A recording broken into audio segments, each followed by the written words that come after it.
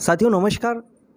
देश में नई शिक्षा नीति लागू हो चुकी है और इस नई शिक्षा नीति को सबसे प्रभावी ढंग से लागू किया है विद्या भारती या देश भर के जितने भी सरस्वती विद्यालय हैं, शिशु मंदिर हैं, वहाँ पर इसे बहुत प्रभावी ढंग से लागू किया गया है। और अभी जावरा में एक बहुत महत्वपूर्ण 3 दिवसीय ये एक आयोजन बैठक हुई है और उसमें काफ़ी मंथन हुआ है। तो आज हमें हमारे साथ नई शिक्षा नीति और उससे जुड़े हुए जो तथ्य हैं और जो ये बैठक हुई है उसके बारे में हमसे संवाद करने के लिए, हमें मार्गदर्शन प्रदान करने के लिए हमारे साथ हैं सरस्वती विद्या प्रतिष्ठान के प्रांतीय सचिव श्री प्रकाश जी धनगर और महेंद्र जी भगत। आप विभाग समन्वयक हैं, तो हम स्वागत करते हैं। सबसे पहले आपको प्रणाम करते हैं। तो भाई साहब, सबसे पहले हम जानना चाहेंगे कि ये जो नई शिक्षा नीति आई है उसको हमारे जो विद्यालय हैं, सरस्वती शिशु मंदिर, सरस्वती पुरम, वहाँ पर किस तरह से इसको लागू किया गया और क्या योजना रही, उसके बारे में थोड़ा सा बताइए हमको। देखिए, जो ये सरस्वती शिशु मंदिर है, ये विद्या भारती एक संगठन है, शैक्षिक संगठन है और अशासकीय शैक्षिक संगठन है, समाज आधारित संगठन है जो शिक्षा के क्षेत्र में कार्य करता है। पूरे देश में विद्या भारती के लगभग 24,000 विद्यालय चलते हैं जो समाज आधारित है, यानी लाभ कमाने के उद्देश्य से हमारे विद्यालय नहीं चलते। हमारे समाज में एक ऐसी पीढ़ी का निर्माण हो जो राष्ट्रहित उसके लिए सर्वोपरि हो, समाज हित सर्वोपरि हो, देश हित सर्वोपरि हो और एक अनुशासित, सुसंस्कारित, सुसंपन्न हमारा राष्ट्र बने, गौरवशाली हमारे अतीत को ध्यान में रखता हुए और युगानुकूल परिवर्तन के साथ में। और हमारे जो MyNEP है, राष्ट्रीय शिक्षा नीति, जो हमारे भारत की केंद्र सरकार ने जो लागू की है, हम सरकार को भी बहुत बहुत साधुवाद धन्यवाद देना चाहते हैं कि हम बहुत वर्षों से इसकी प्रतीक्षा में थे और भारतीय शिक्षा पद्धति में आमूलचूल परिवर्तन इस शिक्षा नीति के माध्यम से हुआ है। और हमने विद्या भारती के कार्यकर्ता होने के नाते, विद्या भारती के संगठन में हमारे जितने भी आचार्य दीदियाँ, जो शिक्षक शिक्षिकाएं हैं, उनमें इसके प्रशिक्षण हमने कोरोना काल से ही, जब 2019 में जब से लागू हुई है, जब से हम वर्चुअल रूप से भी इसके प्रशिक्षण चल रहे हैं और अब भौतिक रूप से धरातल पर भी हमारे इसके मास्टर ट्रेनर्स हमारे प्रांतीय स्तर के प्रशिक्षण हो गए हैं, क्षेत्रीय स्तर के हो गए, अखिल भारतीय स्तर के हो गए हैं, अब विभाग स्तर पर हमारे चल रहे हैं और विद्यालय स्तर के हमारे शिक्षक शिक्षिकाओं का राष्ट्रीय शिक्षा नीति को आधार मानकर उनके क्रिया आधारित शिक्षण उसमें हम बताया जा रहा है। जो हम क्रिया आधार कौशल विकास को उसमें महत्व दिया गया है। ATL लैब के माध्यम से हमारे विद्यालय में ATL लैब है और उसके माध्यम से बच्चों का व्यक्तित्व का कैसे कौशल का उसका विकास हो, वो सारी चीज़ें इसमें बताई गई है। ये तो मतलब एक बहुत बड़ा जो तो दूसरे विद्यालय और जो हमारा सरस्वती विद्यालय होता है उसमें क्या प्रमुख अंतर आएगा इस नई शिक्षा नीति के कारण कि उनमें वो चीज़ नहीं होगी और हमारे यहाँ वो चीज़ मिलेगी, या वो हम उपलब्ध करा रहे हैं? ये बहुत महत्वपूर्ण प्रश्न आपने किया है।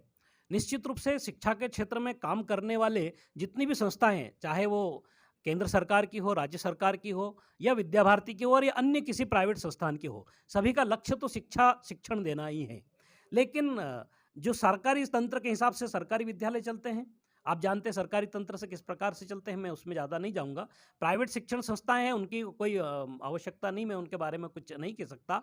लेकिन विद्या भारती के नाते, विद्या भारती के कार्यकर्ता होने के नाते मैं बता सकता हूं, मैंने पूर्व में भी बताया है कि यह लाभ बिना लाभ कमाए, समाज आधारित, समाज के लिए, समाज के द्वारा स्थापित ऐसी संस्थाएं 1952 से विद्या भारती इस क्षेत्र में, शिक्षा के क्षेत्र में कार्य कर रही हैं और हम ये मानकर चल रहे हैं कि राष्ट्रीय शिक्षा नीति को लागू करवाने में हमारी महत्वपूर्ण भूमिका है, हमारे कंधों पर इसकी जवाबदारी है। इसलिए हमने सबसे पहले, बाकी अन्य संस्थाओं ने कोई इसकी कर रहे हैं, लेकिन हमने सबसे पहले इसके लागू करने में प्रयास कर दिए प्रारंभ और हमारे यहाँ विद्यालयों में इसके शिक्षण प्रारंभ भी हो गए हैं।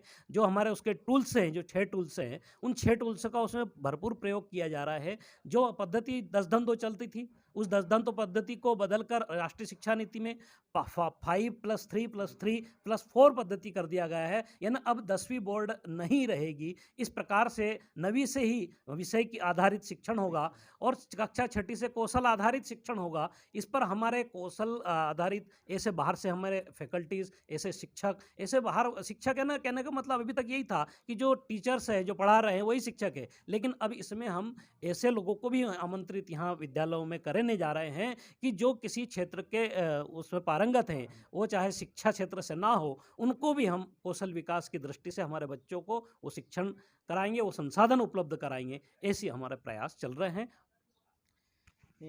निश्चित ही जो कौशल आधारित जो शिक्षा है तो वो व्यक्ति को कुशल बनाएगी और इस तरफ सारे जो शिक्षा नीति है वो लागू हो चुकी है और इस तरफ कदम बढ़ चुके हैं। यानी आने वाले भविष्य में केवल पढ़ाकू बच्चे नहीं, कुशल बच्चे जो है पढ़कर निकलेंगे।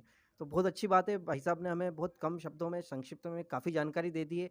अब हम जो महेंद्र जी भगत हैं जो सारे विद्यालयों की व्यवस्था देखते हैं, तो जावरा का जो ये बैठक हुई 3 दिवसीय जो सम्मेलन हुआ, इसका क्या सार रहा और क्या इसका प्रभाव रहेगा, क्या इसकी योजना थी, उसके बारे में हम आपसे जानना चाहेंगे। नमस्कार सबको।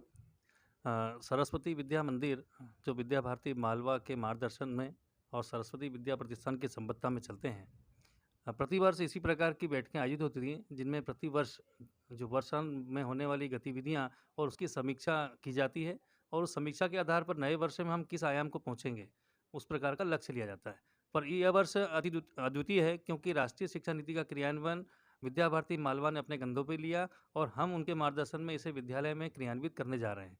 और उस राष्ट्रीय शिक्षा नीति के माध्यम से हम एक अच्छे रोजगारमूलक स्किल और ऐसे ही जागरूक भैया बहन तैयार करके इस देश को, समाज को देने वाले हैं, जो आने वाले समय में इस देश का भी नाम रोशन करेंगे और साथ में अपने परिवार और समाज को भी आगे ले जाने में मदद करेंगे। और सरस्वती विद्या मंदिर पूरी ताकत से इस राष्ट्रीय शिक्षा नीति के क्रियान्वयन में लगा हुआ है और यह बैठक उसी का परिमाण है और आने वाले समय में उस लक्ष्य को हम प्राप्त करेंगे। धन्यवाद। मैं बस एक और बात पूछना चाहूँगा कि जो लोग इस सिस्टम को नहीं जानते हैं, वे बाहर से कई तरह की टीका टिप्पणी करते हैं या उनके मन में कई तरह के सवाल होते हैं। तो उसको लेके आप क्या कहना चाहेंगे कि वे लोग यहाँ पर आकर देख सकते हैं या ऐसी कोई बात जो जिनके मन में बहुत सारे सवाल हैं, उनकी जो है उलझन समाप्त हो जाए? अच्छा काम करने वालों के साथ में कभी न कभी इस प्रकार की परेशानियाँ आती हैं और दुनिया में ये भी सत्य है कि सभी लोग किसी चीज़ से खुश नहीं हो सकते हैं।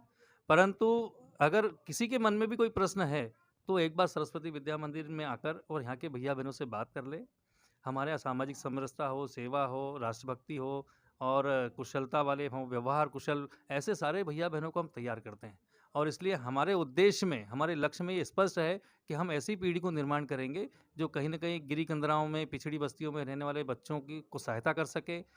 वो इस प्रकार से संपन्न हो, इस प्रकार से गुणी हो, मानसिक से बौद्धिक स्तर से कि वो समाज के अंदर आई हुई किसी भी प्रकार की परेशानी का निवारण कर सके और इस देश को ऊंचाइयों पर ले जा सके।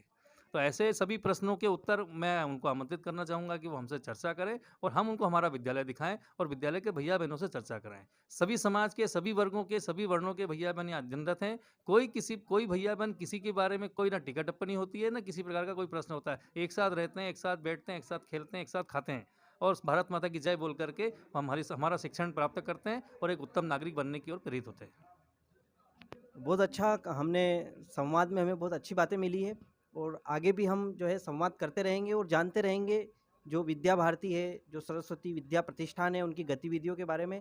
तो आपने जो हमें आज समय दिया उसके लिए आपको बहुत बहुत धन्यवाद है भाई।